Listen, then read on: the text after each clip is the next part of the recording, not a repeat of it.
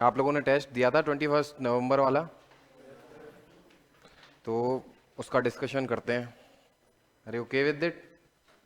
Okay, तो इसका panel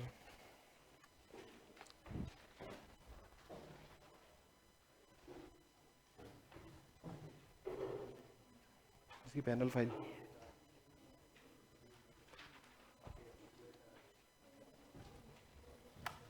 कितने लोगों ने दिया था ये पेपर? तो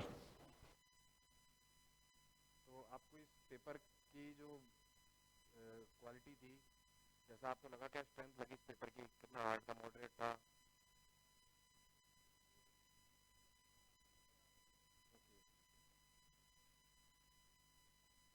करें स्टार्ट डिस्कशन। आप लोगों के सामने क्वेश्चन आएगा, ठीक है? सो the question is, who among the following was the last Mughal emperor? So answer D. So, can anyone explain the answer how it can be D?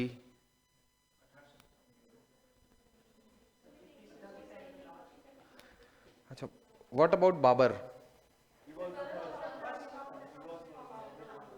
founder of Mughal Empire? Okay. Tipu Sultan? Tipu Sultan was related to Mysore. Okay. नहीं, hectic मत लो आप, आराम से. Aurangzeb, Aurangzeb was Mughal emperor in duration with after Shah Jahan, successor of Shah Jahan. This is last Bahadur Shah, the battle of Buxar, battle of Plassey, ठीक है?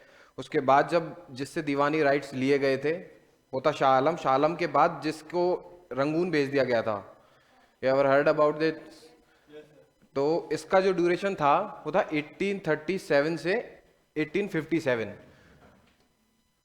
बहादुर शाह, ठीक है? Babur was the founder of Mughal empire. You all know 1250 1259, sorry.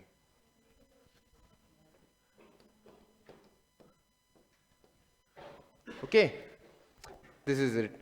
Bye the way, अगर किसी को किसी personal question में doubt हो तो, कोई आप लोगों का मॉडरेट क्वेश्चन कि हमें इस क्वेश्चन में डाउट है? No?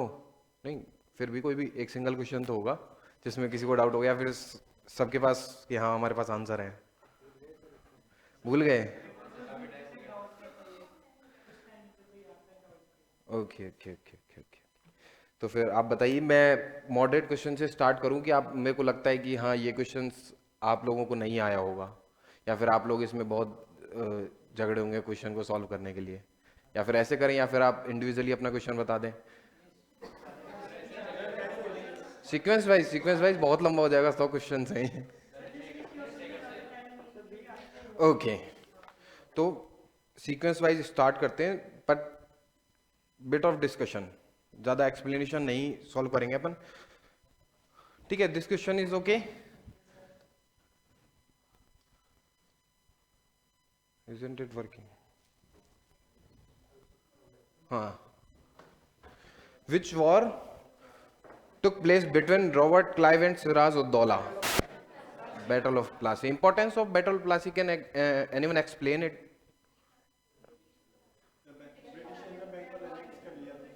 Okay, okay. There is another importance, that was Diwani rights. Diwani rights was occupied by Britishers. Diwani rights, as I know, you everyone know. Okay. So first of all, Battle of Haldi Ghati. Option wise अपन discuss करते हैं. Battle of Haldi Ghati, Maharana Pratap. Can anyone tell me about the year? English medium? Okay okay, thank you. Battle of Haldi Ghati, year? No, it's okay. नहीं, it's okay, you can say. नहीं देखो, गलत बोलोगे तभी सही बोलने का मजा आएगा. 1576. Okay okay, good. Next battle of Plassey, as you know, 1757. Okay. Difference है 100 ईयर्स का between revolt of 1857 and battle of Plassey, जहां से अंग्रेजों को सत्ता मिली, इन्होंने एनेक्स किया, और उसके बाद जहां से उनके लिए रिवोल्ट स्टार्ट हुआ, जो पॉलिसीज थी उन्होंने जो फ्रेम की थी, उसके बीच का जो ड्यूरेशन है वो है 1757 से 1857 तक का। Okay, next battle of Buxar 1764। Okay, can anyone tell me the battle of Buxar was fought between Mir Jafar, Sujauddaulah. Okay, good, good, good, nice. And first Anglo-Mysore War was Hyder and Britishers.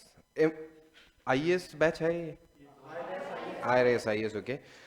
For IAS level year को याद करने से अच्छा है आप chronology याद करें, क्योंकि एक सीक्वेंस होता है, आप ईयर याद करोगे तो आप कंफ्यूज हो सकते हो। दो चीजें हो सकती है, या आपने ईयर याद किया, ठीक है, और आपको किसी का नहीं ईयर याद है, तो आप उसमें कंफ्यूज हो सकते हो।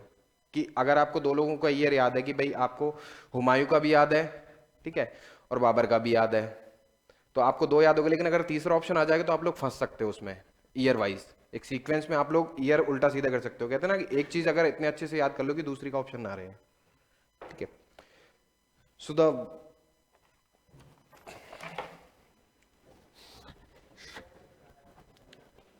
नेक्स्ट क्वेश्चन,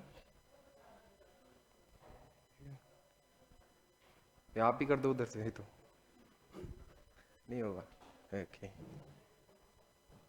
ओके, उधर से नहीं हो सकता कि इसको इधर कर देते हैं।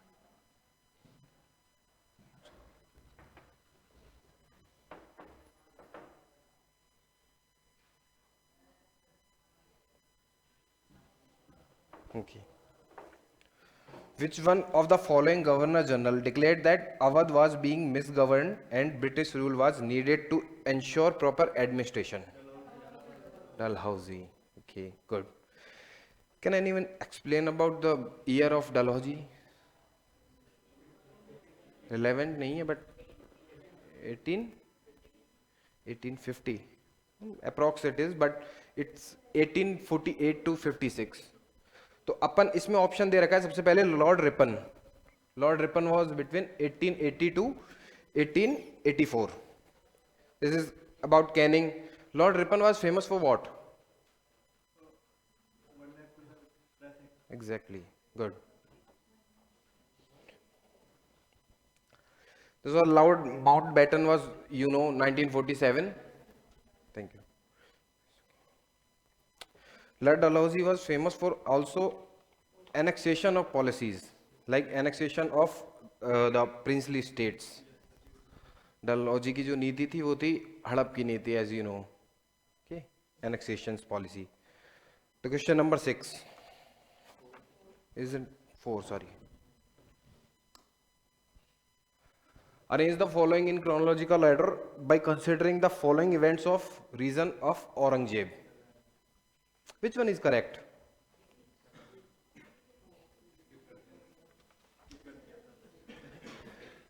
स्किप कर दिया था, अच्छा छोड़ दिया था। ओके, एग्जाम में, पेपर में। Okay okay okay okay, the answer is B, sorry, answer is B. तो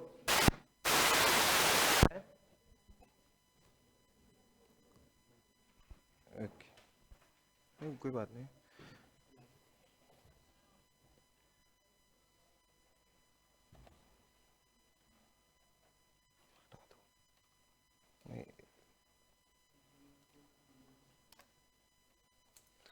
इसमें जो ऑप्शन है सबसे पहले था, अगर क्रोनोलॉजिकली अपने इसको समझें तो defeat of Shuja near Banaras, there is option, first option, sorry third option it is, this was between this was the year in the 1658. 1658 was the year of this was battle of Bahadurgarh. Battle of Bahadurgarh, you never heard about it? Okay, it was between Suja and the brother of Suja, Dara Shikoh, है ना। Then after this 65 हो गया, ये battle था फरवरी में। उसके बाद battle of Dharmat हो गया, अगर अपन क्रोनोलॉजिकली जाएं इसमें तो फिर बैटल ऑफ सामूगढ़ हो गया है और बैटल ऑफ देराई, है ना। ईयर वाइज अपन 1658 जो फर्स्ट 3 बैटल हैं वो 1658 के हैं, और बैटल ऑफ देराई जो है फर्स्ट, जो सबसे पहला जो ऑप्शन है इसमें, this was battle of Deorai, this is 1659। ये सारे हैं, ये फरवरी में है, जुलाई, और after this 1658 chronologically it is okay. Who was the first Portuguese viceroy in India? This is the question. Yeah. Okay. Then who was he? Okay. Can anyone tell me इससे पहले किसने कोशिश की थी खोज करने की?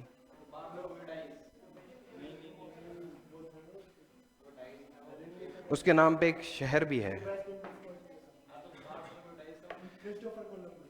Christopher Columbus was founded America, cape of good, exactly. हाँ, इसका आंसर है Francisco de Almeida. So next question, blue water policy was adopted by which of the following European trading companies? Portuguese. Okay, good.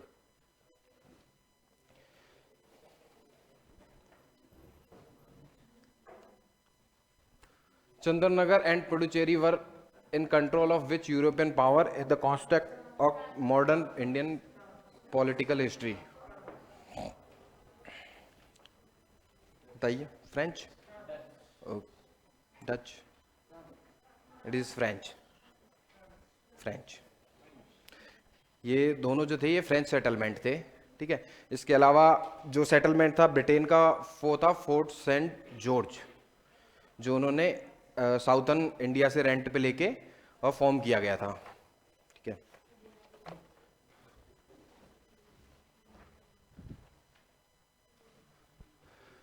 Consider the following statement related to Bengal Gazette. It was the first newspaper to be published in India. Is it true? Okay.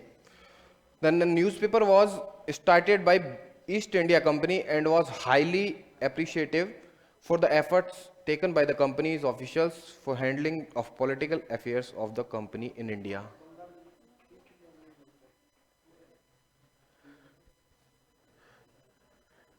True है?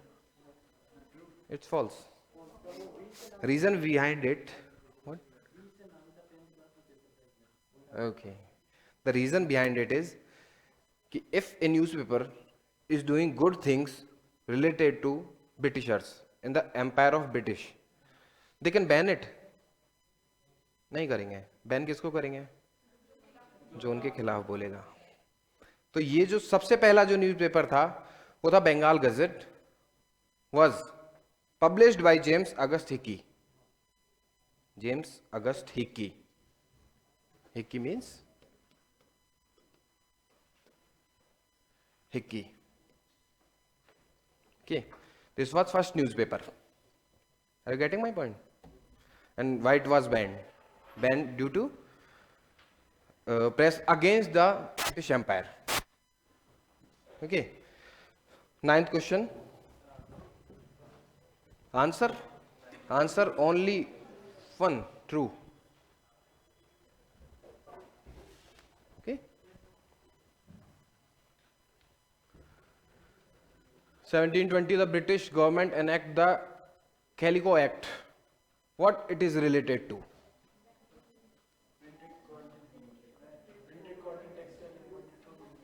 This. How much of you giving answer C? पढ़ा है नहीं? Exactly आपको नहीं पढ़ाया होगा तो आपके इसका आंसर यही लगाना चाहिए था।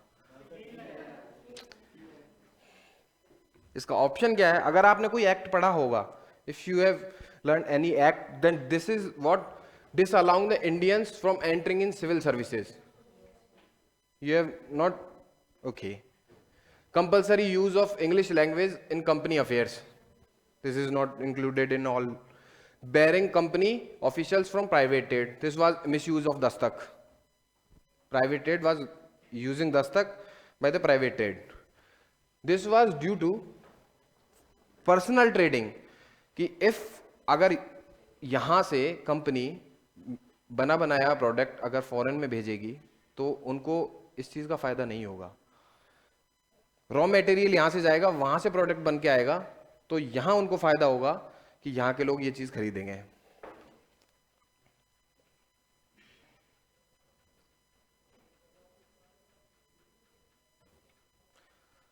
Okay, this is going to be so long, so can anyone tell me कि किसी को कोई डाउट नहीं है क्वेश्चन में? सबसे पहला मेरा तो यही था. सब कुछ भूल गए, हिस्ट्री भूल गए. फिर भी ऐसा तो हो नहीं सकता ना, सब किसी को कोई डाउट नहीं हो क्वेश्चन में. कोई तो एक क्वेश्चन होगा. किसी के पास पेपर है तो अपने पेपर निकाल के आप लोग एक बारी चेक कीजिए कि किसके पास.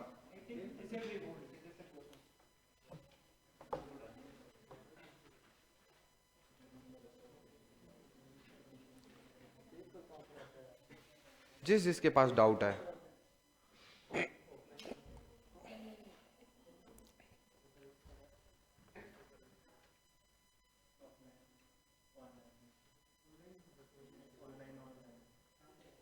चलो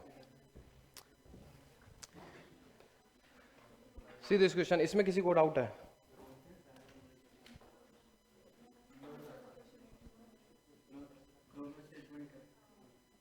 ओके नहीं.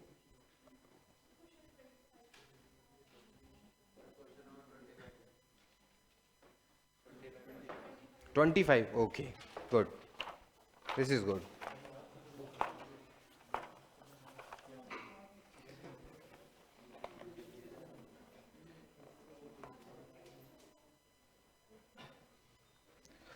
चलिए जिन जिन के डाउट है पहले अपन वो क्लियर करते हैं. ठीक है, क्वेश्चन नंबर 25. बाकी आपका इसका आंसर गलत है. ये डोमेन इन स्टेटस 1927 में दिया गया था. साइमन कमीशन जो आया था वो आया था, इसमें पूरे जो लोग थे वो थे ब्रिटिशर्स, इसलिए इसका बाइकआउट हुआ था. यस हाँ एग्जैक्टली, इसलिए इसका बाइकआउट हुआ था, है ना. ये जो लिखा हुआ है all members of the commission were English persons, this was boycotted by this. दूसरा, डोमेन इन स्टेटस की बात की गई थी, उसके बाद हमारे यहाँ जो मूवमेंट स्टार्ट होता वो था quit India movement. Non cooperation plus quit India movement जो स्टार्ट हुआ था वो हुआ था डोमेन इन स्टेटस देने की वजह से, और हमने डिमांड की थी स्वराज. एग्जैक्टली. चलिए 25, सॉरी.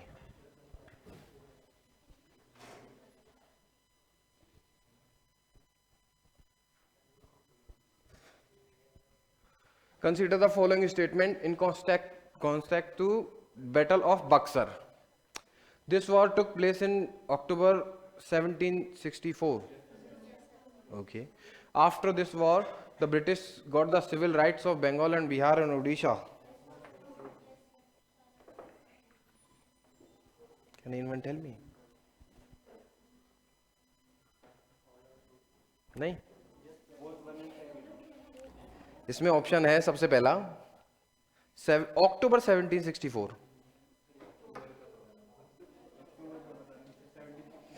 Battle of Buxar. चलो. After this war the British got civil rights of Bengal, Bihar and Orissa.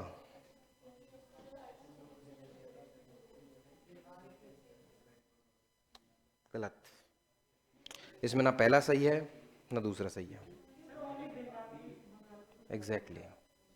Bengal, Bihar, Orissa की दीवानी राइट्स जो लिए गए थे वो पहले ले लिए गए थे, बैटल ऑफ प्लासी. ये क्या लिख रहा है? आप लोग नोटिस नहीं कर रहे हो यार.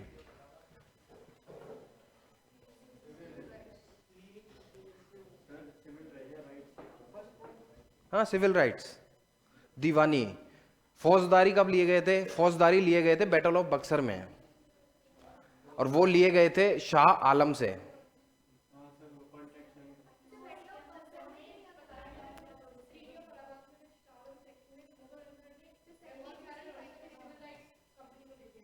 हम्म। हाँ एग्जैक्टली exactly. हाँ, इसने कंपनी को बैटल ऑफ बक्सर में राइट्स मिले थे, फौजदारी राइट्स मिले थे। दीवानी राइट्स कब मिले थे? शाह आलम से मिले थे, लेकिन वो जब दीवानी राइट मिले थे वो नवाब ऑफ बंगाल से लिए गए थे उस टाइम पे।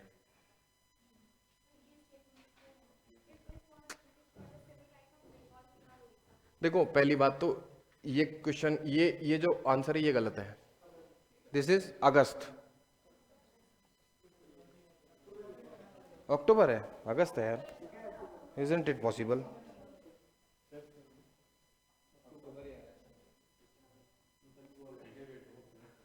फिर तो इस क्वेश्चन में आंसर में इसमें डाउट है, sorry. Will clear it later after this. Okay, sorry this, हम इसको बाद में डिस्कस करते हैं। ओके अगर इसके आंसरिंग में प्रॉब्लम है ना तो अपन we will discuss is later. Later means इस क्लास के नहीं, but this is not good. Okay anything, next question please.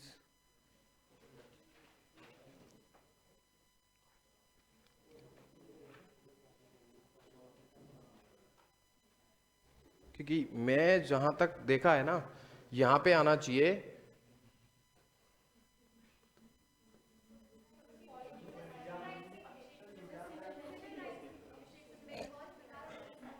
फौजदारी भी मिली थी, जिसे क्रिमिनल लॉ बोलते हैं ना, वो भी था। रेवेन्यू राइट्स शाह आलम से लिए गए थे, उससे लिए गए थे, क्या बोलते हैं, 57 में। अक्टूबर है, फिर ये आंसर सही है आपका। हाँ फिर इसका आंसर ये होगा, क्योंकि अगर फौजदारी आपको नहीं बताया गया है तो it means civil rights of Bengal, Bihar and Orissa, तो ये दोनों दोनों आंसर सही बनते हैं फिर, ठीक है। बट ये डबल साइड हुआ था। Double side in the sense कि ब्रिटिशर्स ने जो दीवानी ली थी वो 1757 में जिससे ली थी वो था बंगाल का नवाब, ठीक है। फिर उन्होंने, ताकि कोई इसके अपोज में नहीं आए, इसलिए उन्होंने फिर शाह आलम से दीवानी राइट्स लिए कि Shah Alam was the Mughal emperor of whole country, ठीक है। और बंगाल नवाब was only for Bengal. This is what यहां पे आया, बंगाल बिहार उड़ीसा, वरना वहां जो ऑप्शन था वो था Bengal. Getting my point? Okay next please. 12th, okay लिख लो अपने राइट।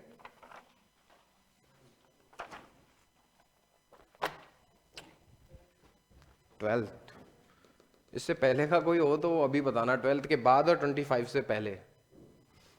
हाँ, who among the following sought the help of French to overthrow the British rule in India? Tipu Sultan. This is it, Anglo Mysore wars, all Anglo Mysore wars. Like इसके father Hyder Ali, फिर after that Tipu Sultan. Tipu Sultan was died, yes.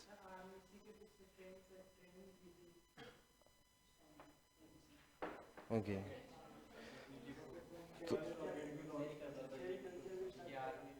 This is, अपन answer से related चले तो इसके father Hyder Ali, फिर Tipu Sultan. Tipu Sultan was died due to बेट्रायल। बेट्रायल, okay.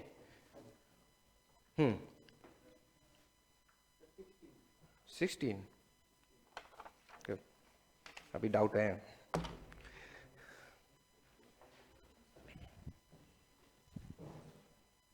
chronological order, the correct chronology of viceroy during British empire India. आपको क्या लगता है इसमें सही आंसर क्या हो सकता है? चलो बी। कितने लोग हैं बी के साथ? ओके, पेपर सबने दिया था क्या? Maximum maximum. इसमें आंसर है बी, ठीक है। First 1899 1905 Curzon, have you heard about it? फिर उसके बाद है इसमें Hardinge, Hardinge first and Hardinge second, दो हार्डिंग थे। Second was 1910 to 1916।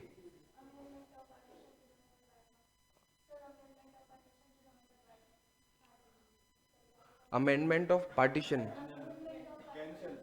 अच्छा कैंसिल, हाँ एग्जैक्टली ठीक है। उसके बाद है लॉर्ड चैम्सफोर्ड रिफॉर्म्स, ठीक है।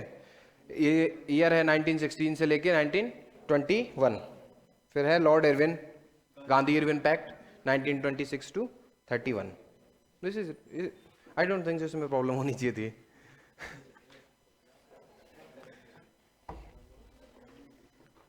बताइए क्या पूछूं, पेपर है ना। मॉडर्न कंप्लीट पढ़ी हुई है आप लोगों ने, हो गई, ओके। याद नहीं है, ओके ओके, याद नहीं, याद भी हो जाएगी। याद के लिए आपको पढ़ना पड़ता है, यहाँ पढ़ के घर जाकर बैठने से याद तो नहीं होगा। चलो यार नेक्स्ट।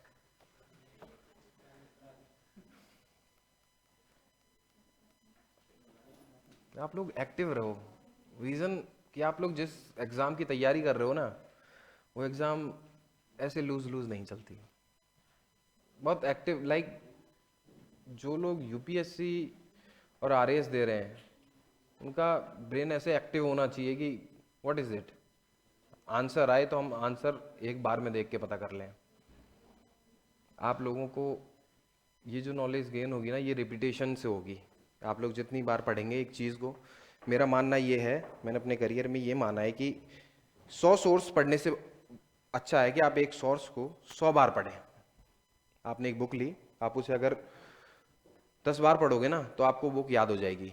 लेकिन आपने एक बुक ली, वो आधी पढ़ी, आपको लगा कि इसके आगे आगे का पार्ट आधा अच्छा नहीं है, आपने दूसरी बुक ली, दूसरी पढ़ी, तो आप दो जो ऑथर हैं उनके मिक्सअप में हैं। एक की सोच अलग चलती है, एक की सोच अलग चलती है। खैर बाकी आप नेक्स्ट।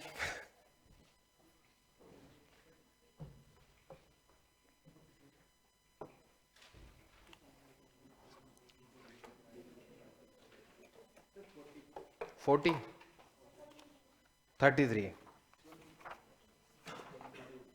20, कौन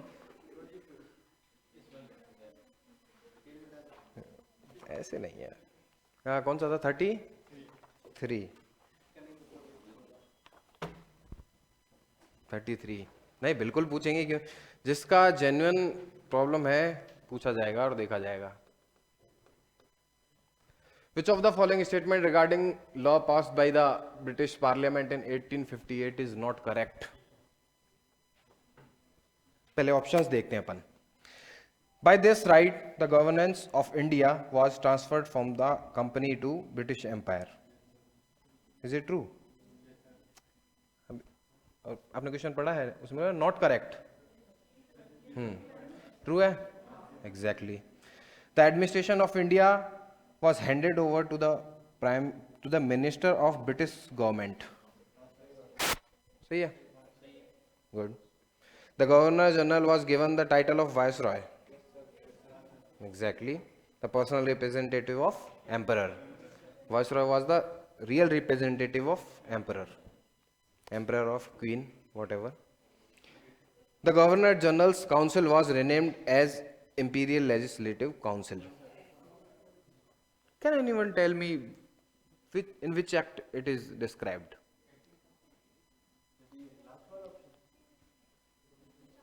चलो आप लोगों का आंसर सही है, बट आंसर सही होना इज नॉट इम्पोर्टेंट। आंसर होना इज आपके पास एक जनरल आंसर का रीजन हो कि हाँ मैंने ये यहां पढ़ा है इसलिए ये गलत है। This is the act of 1861, exactly, good. तो ये जो प्रोविजन था ये 1861 के एक्ट में था, ठीक है, कि जो इंपीरियल काउंसिल है वो जो रिनेम किया गया था, गवर्नर जनरल की काउंसिल को इंपीरियल काउंसिल रिनेम किया गया था, ये गुड। तो कितने का आंसर डी था इसमें?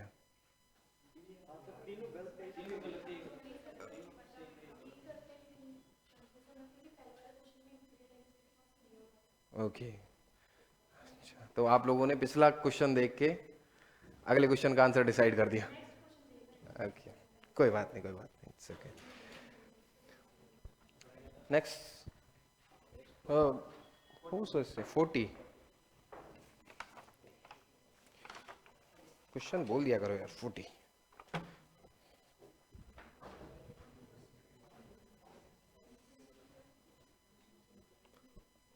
who finalized the idea of forming an all India organization of nationalist activists? Eho whom? How many of you are answering Eho whom? आपको डाउट गलत क्वेश्चन में है सर. कोई बात नहीं. नहीं, आपने क्वेश्चन पूछा, इट्स ओके. ये फाइनलाइज करने वाला Eho whom थे. एग्जैक्टली. अब इसमें जो पहला है Dadabhai Naoroji. Dadabhai Naoroji was the INC president 3 times. ठीक है. Dadabhai Naoroji was INC president 3 times. WC Banerjee was the lawyer जिन्हें स्टैंडिंग काउंसिल में जगह मिली. स्टैंडिंग काउंसिल क्या होती है, जानता है कोई? स्टैंडिंग काउंसिल जो लोग केस लड़ते हैं ना, जिन लोगों को केस मिलता है, जो लोग आर्ग्यू करते हैं, उन्हें बोलते हैं स्टैंडिंग काउंसिल. उस टाइम पे उन्हें स्टैंडिंग काउंसिल बोला करते थे कि ये लोग केस लड़ेंगे, है ना. इसके बाद you answered Surendra Nath Banerjee. How many of you know Surendra Nath Banerjee was moderate और extremist? Moderate, good. Extremist, you can name any extremist? Ajit Singh. Extremist was, you never heard Lal Bal Pal? Exactly. Okay. चलिए. Good. So answer is A home. Okay. चलिए next. He was in standing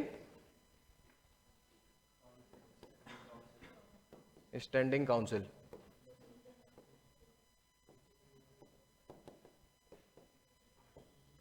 ये चीज कभी relevant नहीं होगी आपके लिए, UPC के लिए बहुत rare of the rare relevant हो सकती है ईयर वाइज, बहुत rare of the rare, but in a sequence आपको याद करना होगा तो फिर आपको रिलेवेंसी सीक्वेंस वाइज ईयरली होनी चाहिए.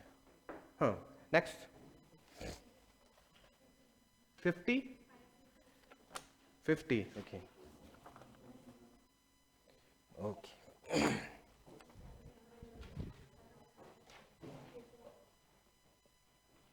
ये कोई प्रॉब्लम तो नहीं है, वो बोल सकता है बेबी की सर ये समझ में नहीं आ रहा है, एनीथिंग, इफ एनीवन कैन. नहीं बोल सकते हो कि एक्सप्लेनेशन समझ में नहीं आ रहा है या फिर कुछ और. So the question, when the Rahnumai Mazdayasnan Sabha, a religious reform organisation among Parsis established.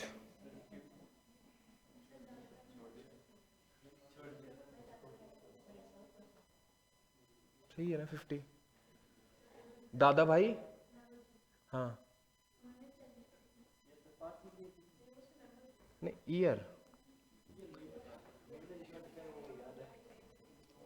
Naoroji is good answer, ठीक है. ईयर नहीं, आंसर सही है नारोजी, नारोजी फ्रिजी आंसर. established की Naoroji Furdunji, this is the right answer. 1851 कि Rahnumai Mazdayasnan sorry Sabha Parsis established in 1851. So association was established in 1851,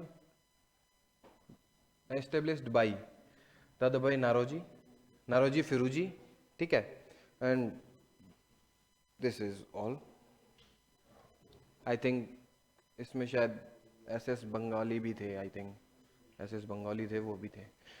बाकी this is it. Next question is, if it is still doubtful, can anyone say? No. Year is 51, established by 3 people, SS Bengali और नारोजी फिरोजी.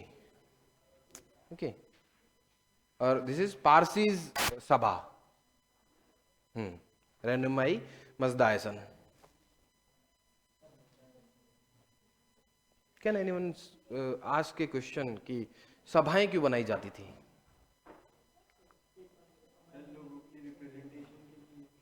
Okay, good.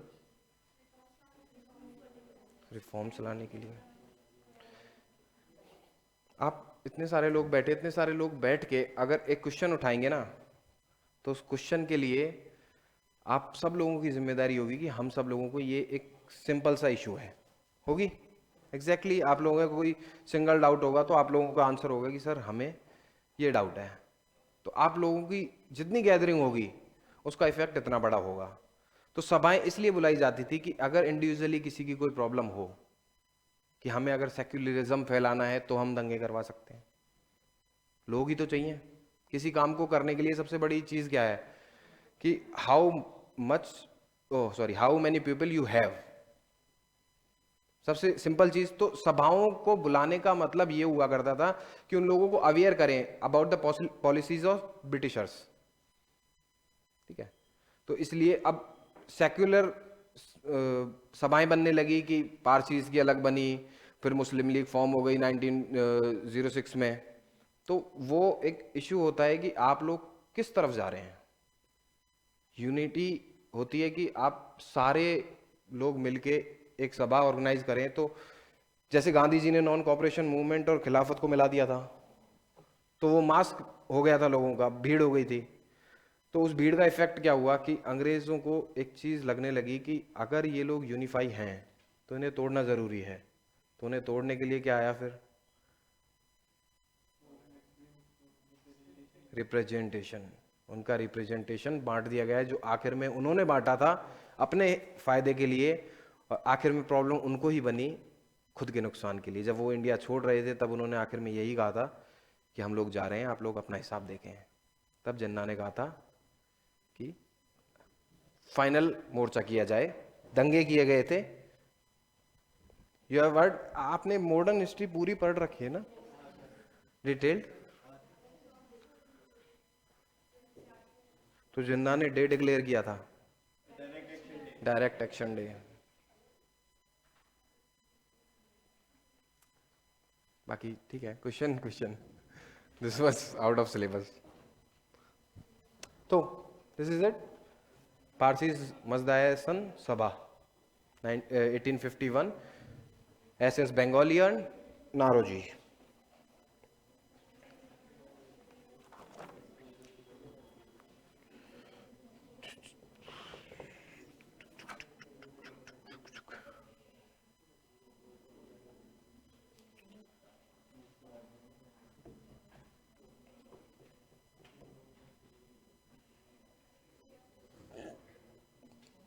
नहीं नहीं, मैं पहले आप लोगों का डाउट पूछ लेता हूँ ना, फिर मैं अपना डाउट पूछ लूंगा।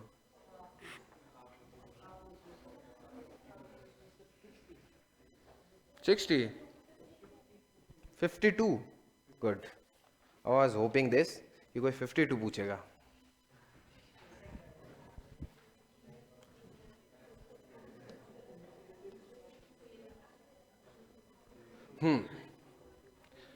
इसमें दो लिस्ट दी गई है आप लोगों को। Naatu brothers were deported without A trial, offence of spreading anti British sentiment, decrease in the number of Indian members in the Calcutta municipal corporation and Indian official secret act.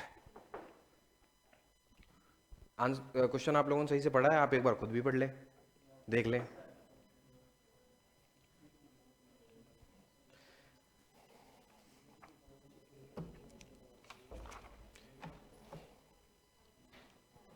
तो इसका आंसर क्या है? एक, मतलब ए। ओके, ए करेक्ट आंसर है। Who were दे? चलो, आप लोगों ने क्वेश्चन मुझसे पूछा, मैं आप लोगों से पूछ लेता हूं। Anyone heard about Chapekar brothers? WC Rand की हत्या जिसने की थी, जिन्होंने की थी, विदाउट ट्रायल, जिनको डिपोर्ट कर दिया गया था। इंडिया के अंदर से ही कर रहे थे, चापेकर ब्रदर्स। नहीं सुना? सुना है। These were both Chapekar brothers, दो भाई जिन्होंने WC रैंड की हत्या की थी। Office of spreading anti British sentiments, ये एक एक्ट था।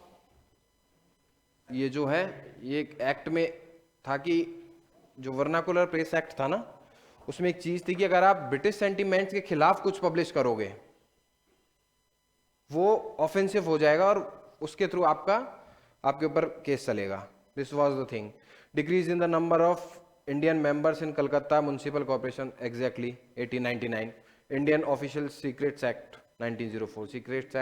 सीक्रेट्स एक्ट मतलब होता है कि जितने ऑफिशियल्स थे, इंडियन ऑफिशियल्स, उनको एक काउंसिल में जगह दी जाती थी, वो होते थे secrets.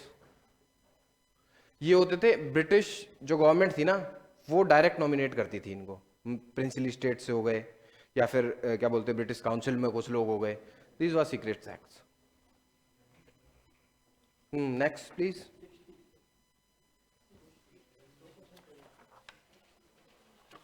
This was like also can say कि who is closest to the government. सबसे क्लोज गवर्नमेंट के कौन होता है? Media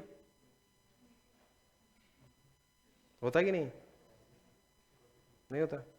these are also secrets, तो वो सीक्रेट्स वो भी हैं। Getting my point? चलिए, हाँ 60।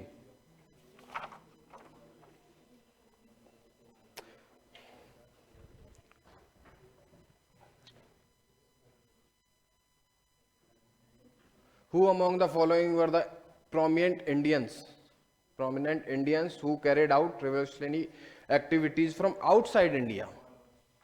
चलिए, बहुत अच्छा क्वेश्चन पूछा है।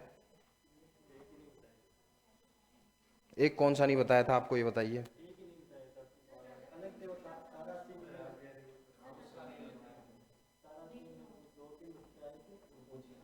एक सेकंड, हाँ आप गदर पार्टी, अच्छा आप लोगों को गदर पार्टी आउटसाइड पता है सिर्फ? ओके, गदर पार्टी लंदन। ओके, बस नाम याद नहीं है। ओके, चलिए देखिए, सबसे पहला ऑप्शन क्या है इसमें? रास Bihari Bose was in Japan. ये जापान में अपने रेवोल्यूशनरी एक्टिविटीज चला रहे थे। दूसरा है राजा महेंद्र प्रताप, ये भी नहीं सुना आप लोगों ने? ये नहीं सुना, चलो। ये वो इंसान थे जो व्लादिमीर लेनिन से मिले थे 1919 में। व्लादिमीर लेनिन, अब आपको व्लादिमीर से तो पता लग गया होगा कि कौन हो सकता है लेनिन, रशियन। ओके, और इन्होंने एक एग्जीक्यूटिव बोर्ड की स्थापना की थी 1990 में जापान में, इंडिया की तरफ से। ठीक है, ही वॉज राजा महेंद्र प्रताप। और अब्दुल रहीम was also the part of activities that were run in Afghanistan. Who was running activities in Afghanistan? Can anyone tell? The next option of your screen. Maulana Ubaidullah Sindhi. He was running activities in Afghanistan. He was converted Muslim, as you can see. Surname is Sindhi. Converted Muslim, मतलब converted in Islam in 1887. है क्या हिंदू धर्म कट्टर? बदलवाता है किसी को? हिंदू धर्म है कट्टर, बदलवाता है किसी को? नहीं, धर्म सारे अच्छे हैं। ये चीज अपने दिमाग से निकाल लेना, धर्म सारे अच्छे हैं। और अगला भी नहीं देखा आपने? चंपका रमन पिल्लई। एग्जैक्टली, अगर वो सुनना छोड़ दोगे तो फिर वो आपको सुनेंगे। इन्होंने मेसोपोटामिया में एग्जीबिशन लगाया था इंडियन थिंग्स का। First exhibition of Indian things particular was तन्वाई चंपक रमन पिल्लई। मेसोपोटामिया कहाँ पे है? मेसोपोटामिया में ईस्ट, मतलब मिडिल ईस्ट की जो कंट्रीज है ना, this is Mesopotamia and all. जितना भी आप सुनते हो ना, अफगानिस्तान से ऊपर जितने भी जाओगे वो सारी मिडिल ईस्ट कंट्रीज हैं। ओके हाँ, नेक्स्ट। हाँ एग्जैक्टली। आंसर करने के ना एक टेक्निक होती है। अभी कभी आप यूपीएससी का एग्जाम दिया है किसी ने अभी तक? अच्छा अभी एज नहीं है आप लोगों की, ओके ओके। तो यूपीएससी का एग्जाम दिया जाता है ना, वैसे नहीं दिया जाता। ये भी सही है, ये भी सही है, ये भी सही है, ये तो पढ़ा ही नहीं, हो सकता है ये भी सही होगा, चलो सभी लगा देते हैं। ऐसे नहीं दिया जाता, ऐसे दिया जाता है यार मैंने सब पढ़ रखा है पर मैंने ये नहीं पढ़ा तो ये नहीं होगा, बिल्कुल।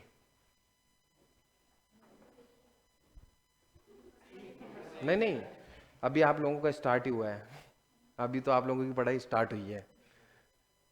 अभी तो आप लोगों ने कहते हैं ना, अभी तो आपको जेड तक जाना है, अभी तो एबीसीडी स्टार्ट हुई है। Revision is must to make yourself better, revision is must. Anything else? Good, this is. चलिए नेक्स्ट क्वेश्चन। देखिए पढ़ाने वाले को भी जरूरी नहीं कि सब कुछ याद हो। मैंने दिया हुआ, मेरा छोड़ो यार, मैंने दिया हुआ 2 बार मेंस लिखा हुआ है मैंने। चलिए नेक्स्ट। हाँ आप लोगों से बोल रहा हूँ, कोई बताएगा? Question question question. नहीं ये तो मैंने लिखा है, मतलब आप लोगों के पास कोई क्वेश्चन हो तो।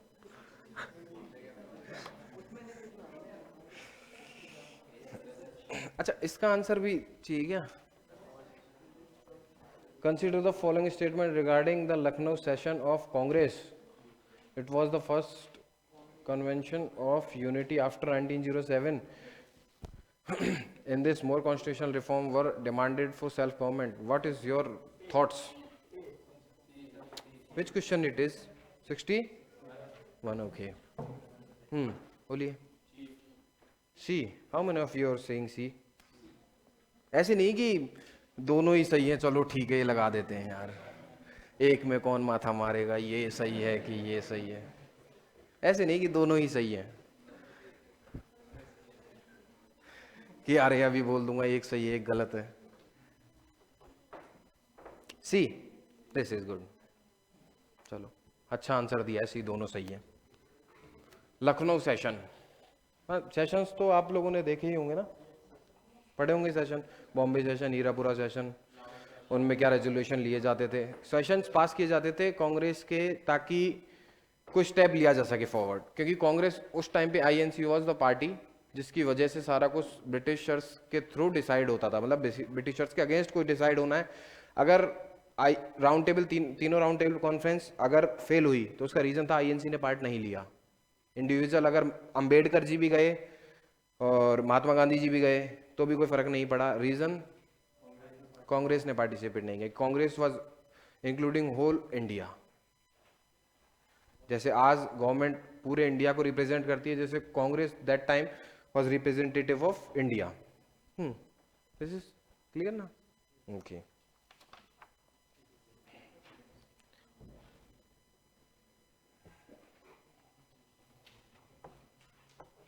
हाँ आराम से।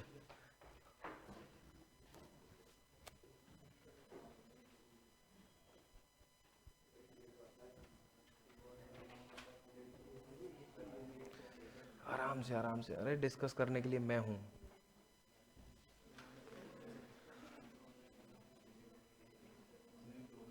ऐसे पूछो जिसमें डाउट हो, ऐसे नहीं कि मास्टर कहाँ अटकता है।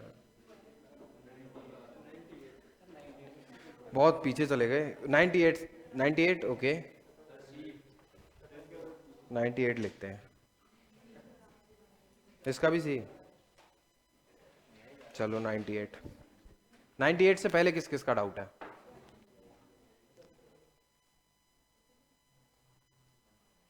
ठीक है, स्ट्रेटेजी बनाइए पढ़ने की।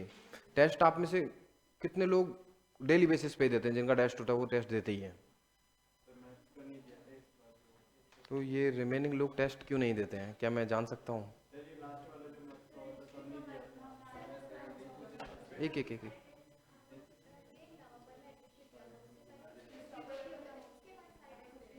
नहीं, हिस्ट्री नहीं, मतलब टेस्ट।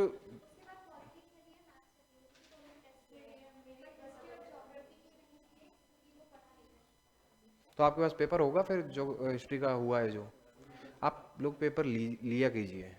जैसे कि जिन लोगों ने नहीं दिया है ना, वो पेपर लीजिए। हाँ, ऐप पे आज मतलब आप लोगों के पास पेपर है एग्जैक्ट। हाँ, वो लोग, आप जिन्होंने नहीं पढ़ा है वो लोग खुद से आंसर देते हैं ना, तो वो लोग कभी भूलेंगे नहीं आंसर। इसका answer C. 98, okay. C, okay. The Khilafat movement 1919-20 was a movement of Indian Muslim led by Muhammad Ali and Shaukat Ali, and one more person is Aga Khan. Aga Khan, who founded the Muslim League, Sir Aga Khan. Congress supported this movement. Exactly, but why Congress supported this movement? Can anyone आप लोगों ने clear history पढ़ रखी है?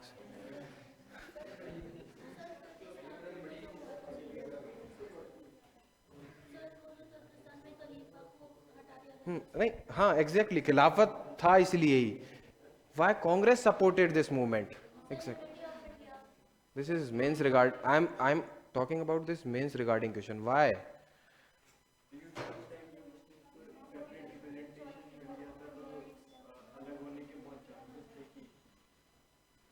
Okay, चलिए, आप लोगों ने पढ़ रखा है, फिर भी मैं एक चीज बताता हूँ। अगर इन दोनों क्वेश्चंस को आप मिला के यहां लगा देना क्वेश्चन मार्क, ये बन जाएगा मेंस का question. This is genuine mains का क्वेश्चन। आप लोगों को क्या लगता है कांग्रेस ने सपोर्ट क्यों किया?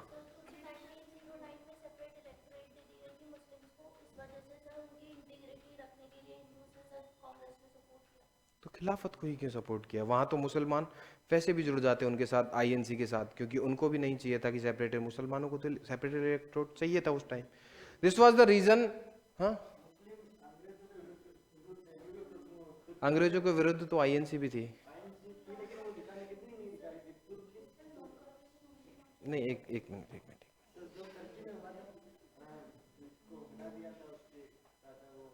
That was Khilafat movement. I am asking what I am asking. If I'm not able to express, this is I'm asking. This plus this, what?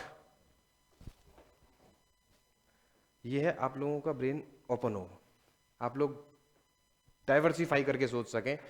क्यों खिलाफत प्लस कांग्रेस का जो नेक्स्ट नॉन कॉपरेशन मूवमेंट चल रहा था, क्यों जुड़े दोनों?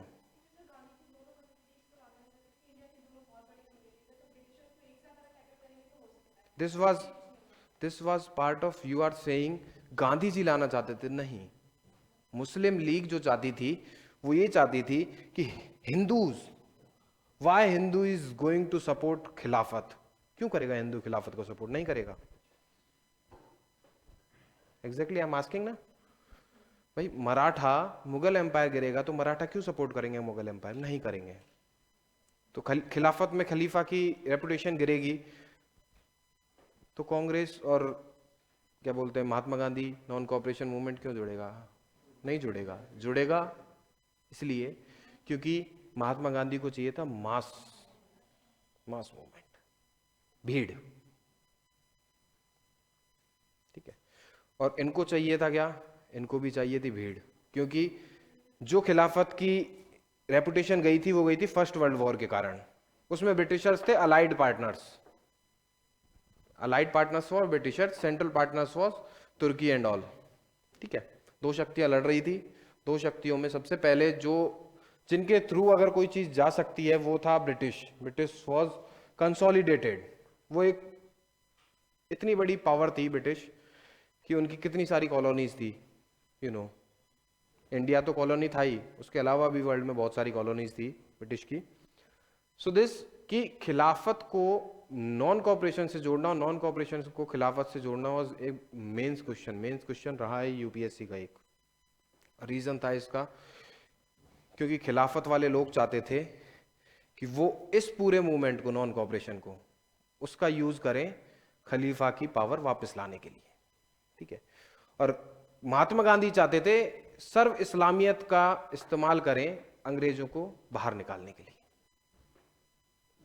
ये क्या था? सर्व इस्लामियत ही तो थी।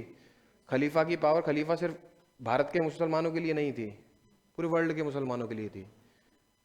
आपने सुना होगा, चलो आपने अगर चलो ये भी नहीं सुना, मैं एक सिंगल क्वेश्चन पूछता हूँ, कैन एनीवन टेल मी, बादशाह सुना है ना, और सुल्तान, क्या डिफरेंस है बादशाह और सुल्तान?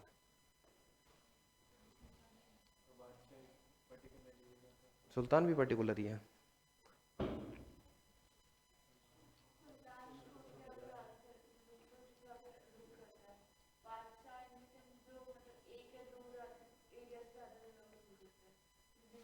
तो मतलब यहाँ रह के अगर कोई मध्य प्रदेश पे राज कर ले तो बादशाह है।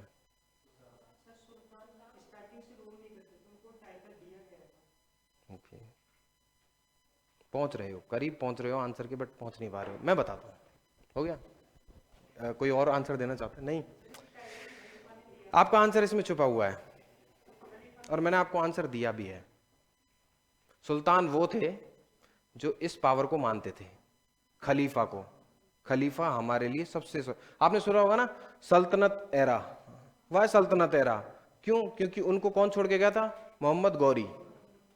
तो वो किसके अलाइड थे? मोहम्मद गौरी के थे।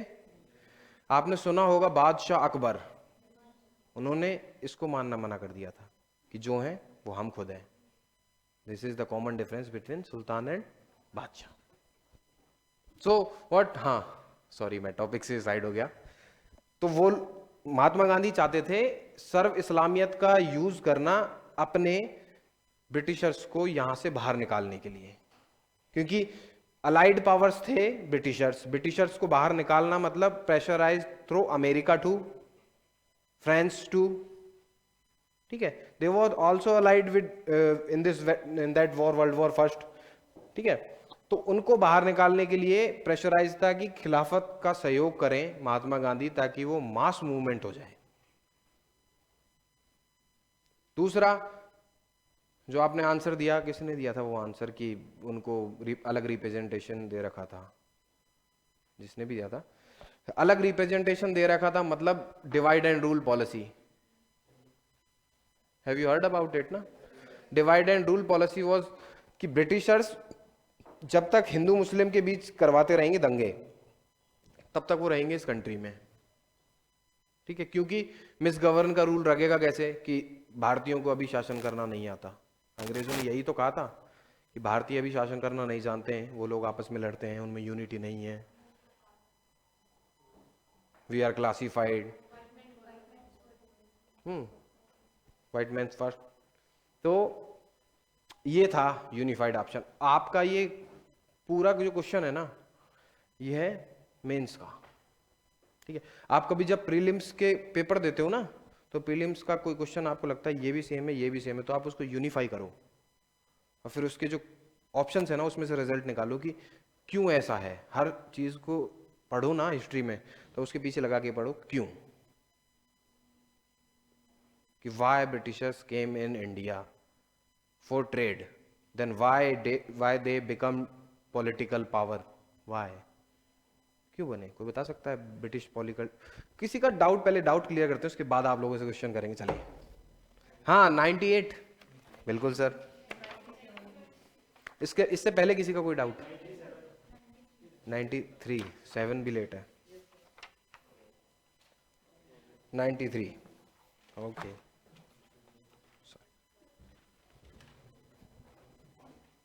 जिसको लगे बोर हो रहा है वो बता दे।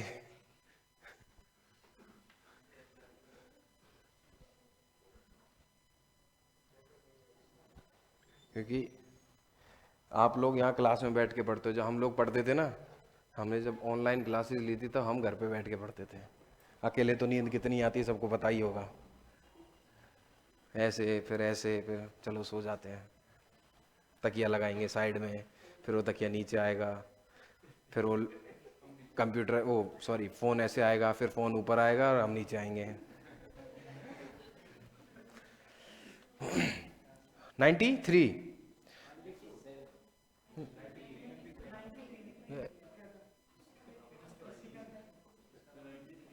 पहले 93 करते हैं। Okay. The 1929 session of Indian National Congress is important in history, the freedom movement, because the attainment of self-government was declared as objective of Congress.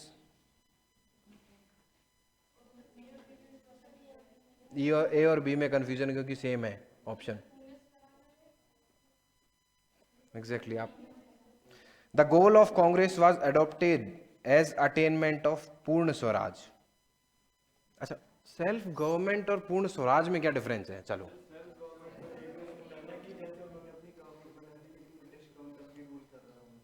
Exactly you are saying good, but self government is dominion status. You know dominion status is what? राष्ट्रपति आपका नहीं है, आपका राष्ट्रपति कौन है? British crown. Getting my point? कि this is dominion status, self government we can find. आपके लोकल गवर्नमेंट जो है उसके ऊपर भी अथॉरिटी है, उसके ऊपर भी अथॉरिटी है। पूर्ण स्वराज जिसे बोलते हैं अपन सॉवरेन कंट्री।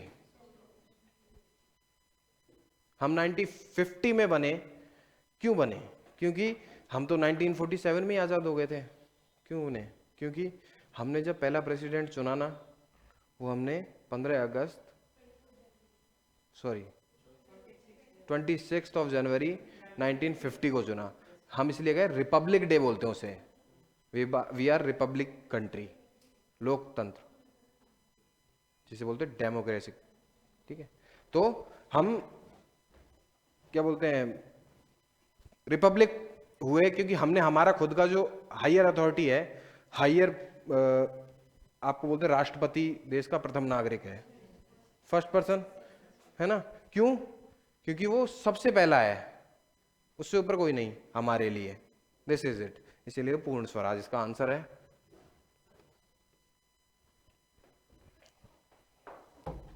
क्योंकि डोमिनियन स्टेटस तो अगर इंडिया मांगता, कभी भी आपको ऐसा क्वेश्चन मिले ना, सबसे पहला, अगर ये सेम क्वेश्चन आपको कहीं दोबारा मिले या फिर कुछ लैंग्वेज चेंज हो, तो सबसे पहले ध्यान रखना 1929। इससे पहले मॉन्टेग्यू चेम्सफोर्ड रिफॉर्म, मॉर्लेमेंटो रिफॉर्म, हमने खुद ने डिमांड की थी डोमिनियन स्टेटस की उस टाइम। यह आजादी के पास का वक्त, जब फर्स्ट वर्ल्ड वॉर कंप्लीट हो चुका है, तो अब हम डिमांड क्या करेंगे? पूर्ण स्वराज। गेटिंग? क्योंकि जितने ज्यादा लॉस हम झेल चुके थे, उसके बाद we are not in the situation for another losses. We were just carrying out with the dominion status, but at this time we are demanding for Purna Swaraj. 1927 हमें मिला था। मांगा तो हम मांगते ही रहते थे, हर बार मांगा हमने। वो जब आपके क्वेश्चन आएगा तब वो भी बताएंगे।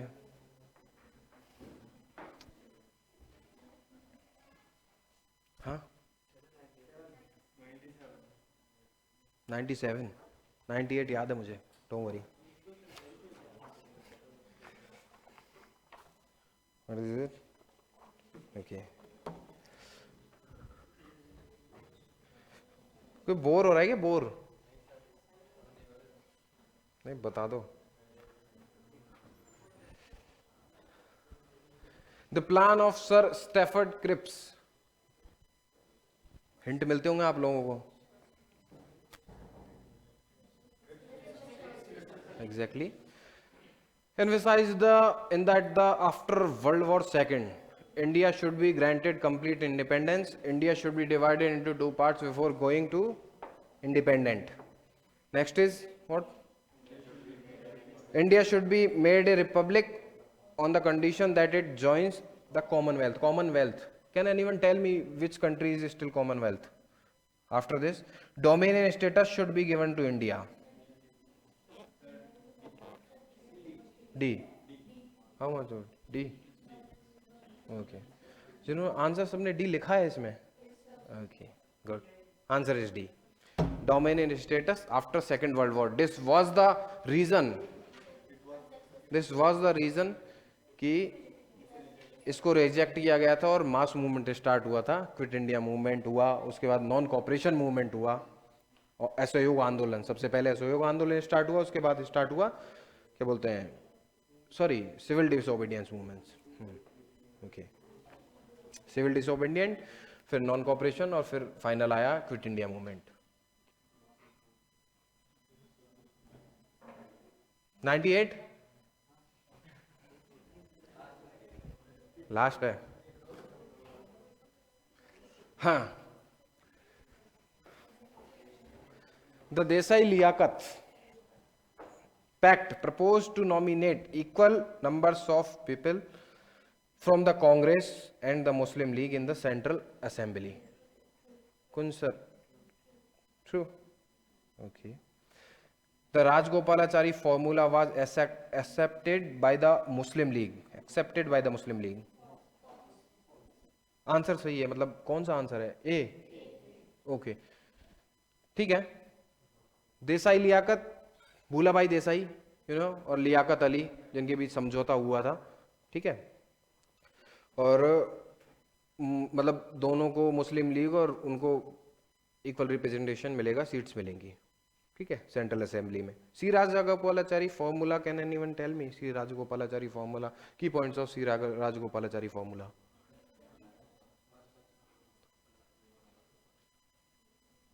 जिसने समझौता करवाने की कोशिश की थी।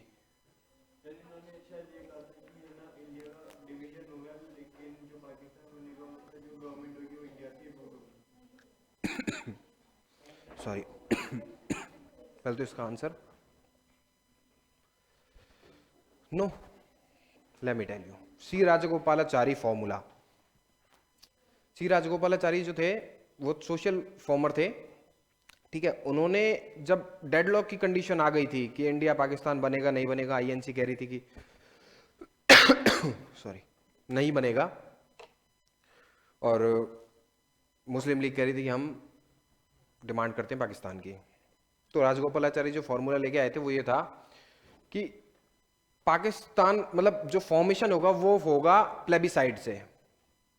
प्लेबिसाइड तो पता है, जनमत संग्रह, उससे होगा।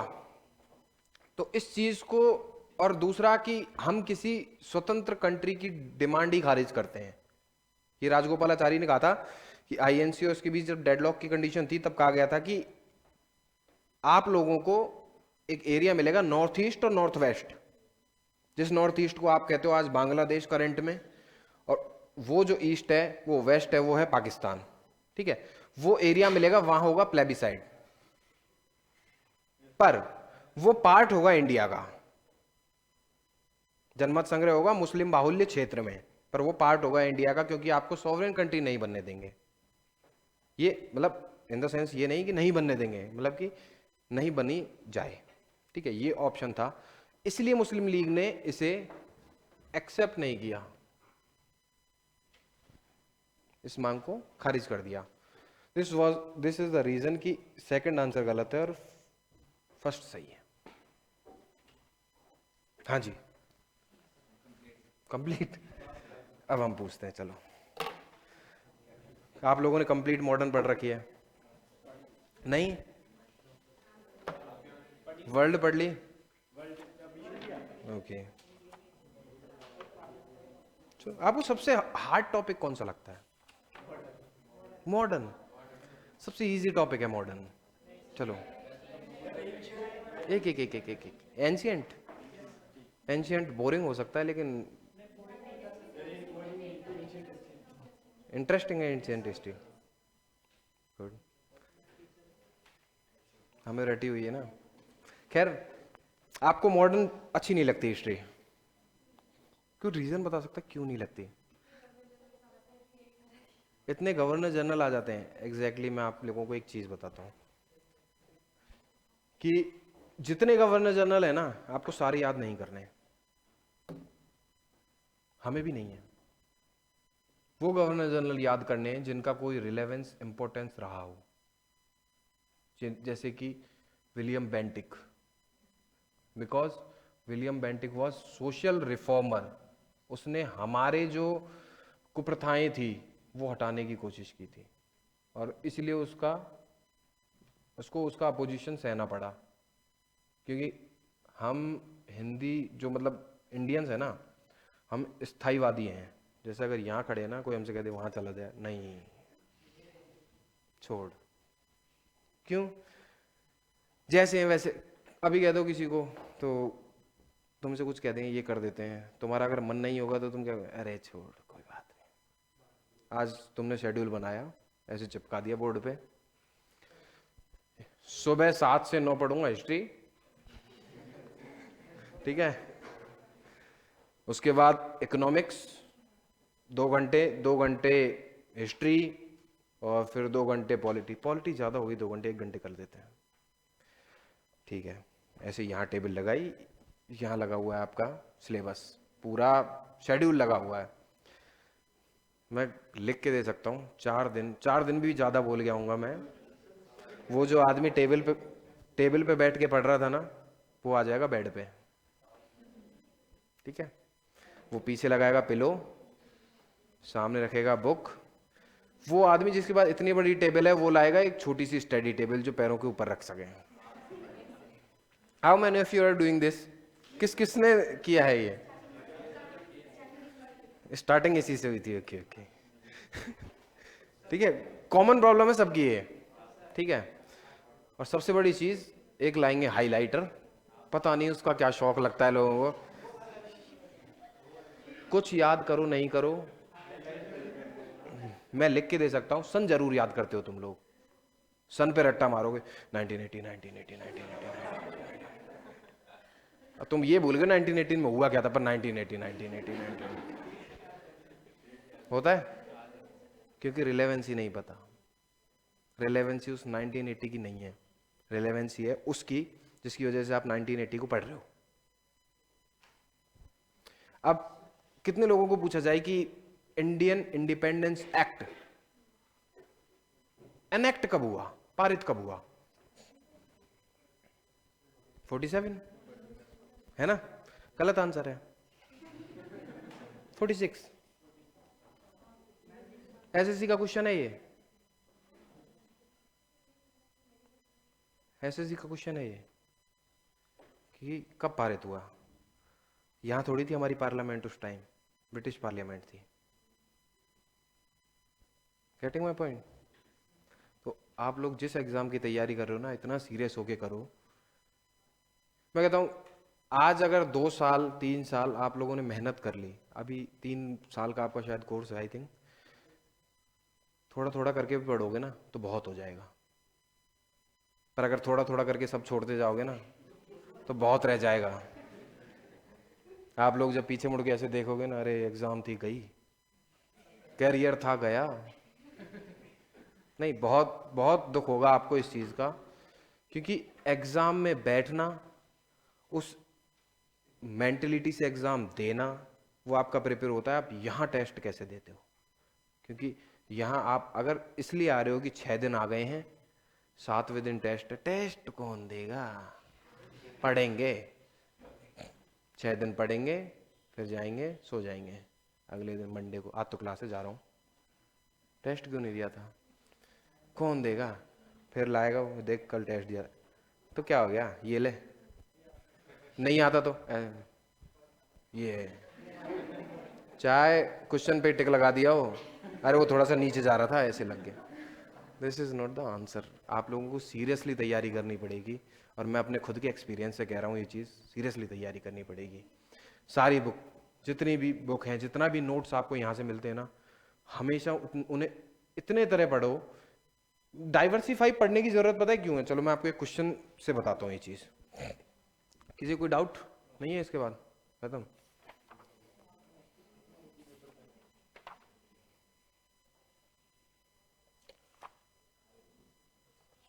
पॉलिटी भी पढ़ी होगी ना आप लोगों ने कंप्लीट? अभिषेक जी पढ़ा रहे हैं शायद आपको पॉलिटी। Okay okay.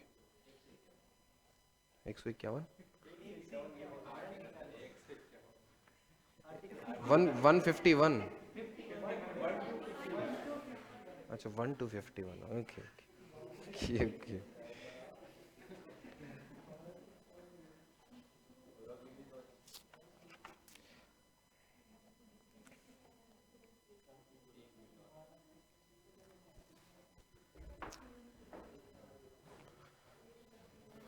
देखो अभी क्या है, आप लोग शायद सारे 12th क्लियर करके आए होंगे, है ना? ये आपके पास अभी क्या है पता है, सबसे बड़ी चीज़ है कि आपका खुद का ब्रेन इस ड्यूरेशन में सबसे ज़्यादा एक्टिव रहता है ब्रेन। कुछ लोगों को होता है जोश, अरे आज ही पढ़ दूंगा सारा। नहीं होता है, जो लोग जिनका चलता है ना, उनको होता है आज ही सारा पढ़ दूंगा मैं, यूपीएससी आज ही क्लियर कर दूंगा। नहीं, धीरे धीरे पढ़ो, फिर वो एनर्जी 4 दिन बाद ऐसे हो जाएगी, ये तो पढ़ रखा है। और कभी भी तुम एग्जाम देने जाओगे ना, सबसे बड़ी चीज़ होती है, मतलब तुमने किताब खोली, किताब खोलती, हर किसी के साथ हुआ है ये, मैं बता सकता हूँ कि ये भी याद है, ये भी याद है, ये भी याद है, पेपर आया ये तो याद ही नहीं है। होता है, बुक खोलोगे घर पे, ये तो पता है, हाँ ये भी पता है, हाँ गांधी जी ने ये भी किया था, ये क्वेश्चन में आगे, अरे ये कब किया था, गांधी जी भी थे। बहुत कॉमन चीज़ें हैं ये, और ये पता है क्यों होती हैं? हम जब पढ़ते हैं तब हमारा दिमाग सोता है, और हम जब टेस्ट देते हैं ना तो हमारा दिमाग सडनली अटेंशन में आ जाता है कि हाँ दिस इज पेपर। कभी जितने लोग, कभी कोई पेपर दिया होगा, आईआईटी वाईटी किसी का भी तो दिया होगा, कोई पेपर नहीं दिया? अरे 12th के दिए होंगे, 12th के दिए होंगे ना। ओके, जब कभी पेपर में बैठे हो तो सबसे पहले हे भगवान सबसे जैसे करते हो कि नहीं? पता है क्यों?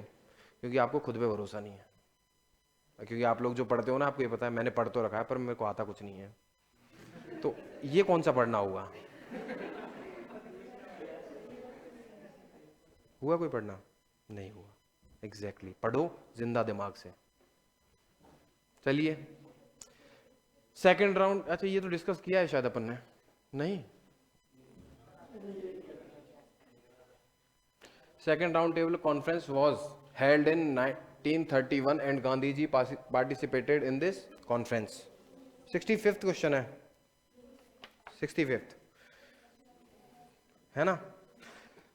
After the failure of conference Gandhi ji started the civil disobedience movement in India. C बहुत सही। अच्छा, सेकंड राउंड टेबल कॉन्फ्रेंस में पार्ट किस किसने लिया था पता है आपको? अच्छा, बी आर अम्बेडकर ने कौन कौन सी राउंड टेबल में पार्ट लिया था? क्यों लिया था? सोचो, मेरा क्वेश्चन अभी पूरा नहीं हुआ। सोचो, क्योंकि ना आईएनसी पार्ट ले रही थी, ठीक है, ना गांधी जी पार्ट लिए दोनों में, बाकी के भीमराव अम्बेडकर तीनों में गए। रीजन माइनॉरिटीज के लिए, वो इंसान जो खुद को छोड़ के दूसरों के लिए मेहनत कर रहा है, और आप लोग खुद के लिए नहीं करते हो। एग्जैक्टली गांधी जी ने अपोज किया क्योंकि सेपरेट इलेक्टोरेट मतलब पता है क्या होता है कि अलग कम्युनिटी। गांधी जी का कहना था कि माइनर जो क्या बोलते हैं बैकवर्ड क्लासेस हैं वो पार्ट ऑफ हिंदू हैं, इसलिए उन्होंने भीमराव अंबेडकर का भी अपोज किया था। और फिर फाइनली भीमराव अंबेडकर को उनसे मिलना पड़ा, उनको कहना पड़ा कि आप सेपरेट इलेक्टोरेट नहीं ले सकते, तो जाके उनका सेपरेट इलेक्टोरेट हटाया गया था, Poona pact. Exactly after the failure of conference Gandhi ji started the civil disobedience movement, this is correct. Gandhi ji, अच्छा बहुत लोग एग्रेसिव पॉलिसी के थे, एक्सट्रीमिस्ट थे, और बम फोड़ दिया, ये कर दिया, वो कर दिया। गांधी जी इतने लिबरल और इतने हम्बल थे कैसे? क्या आपको लगता है कि हमें आजादी गांधी जी की वजह से मिली है? कुछ लोग बोलेंगे नहीं, वो बम फोड़ा था ना उसकी वजह से, ट्रेन लूटी, है ना? पता है रोल थोड़ा इम्पैक्ट था, उसका रीजन था कि आप अगर पॉलिटिकली इस चीज को देखो, कानून सबसे बड़ी चीज, आप कानून के अपोज में जाओगे, लॉ तोड़ोगे तो आपको सजा मिलेगी। Gandhi ji was not breaking the rules. अगर हर लॉ की किताब में अगर कोई लाइन होगी ना, तो चुप रहकर मार खाने वाला कहीं लॉ नहीं है कि कोई अगर चुप रहकर पिट रहा है तो उसे पीटो, नहीं है। अब वो मूवी देखी होगी, फिर तो बात अलग है कि गांधी जी ने कहा था एक थप्पड़ मारना एक गाल पे, ये नहीं कहा था कि दूसरे पे मारना है तो क्या करना है। दूसरे पे मारना है तब भी वही करना है जो पहले पे मारना था।